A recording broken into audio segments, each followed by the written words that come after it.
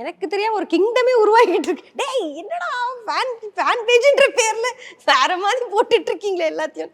நேத்திக்கு கூட ஒரு சீன் சும்மா பக்கெட்ல துணி எடுத்துட்டு இப்படி புடவை தூக்கிட்டு நடந்து வர்ற மாதிரி சீனு.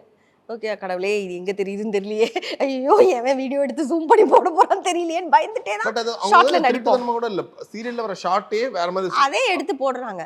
அவங்களுக்கு வேற வேலை இல்ல அப்படின்னு நம்ம நினைச்சுக்கலாம். ஆனால் பாக்குற மக்கள்ல எல்லாரையும் போடல, சில பேரை தானே போடுறாங்க, அப்போ நீங்க அப்படிதானே அப்படின்னு நம்மள நினைப்பாங்கல்ல. அந்த நினைப்பை அவன் உருவாக்குறான், அது தப்பு. நீ எதுக்கு அதை பண்ற? நீ வேணா நீ பார்த்து தொலை, உனக்கு வேணா நீ பார்த்துக்கோ, எதுக்கு அதை பப்ளிக்ல போட்டு எங்களை அசிங்கப்படுத்துற? நாங்க வேணும்னு காமிக்கல, பட் ஆக்சுவலா வேணும்னே வந்து எக்ஸ்போஸ் பண்ற மாதிரி அவங்க வந்து பண்ணுவாங்க. நமக்கு தெரியவே தெரியாது.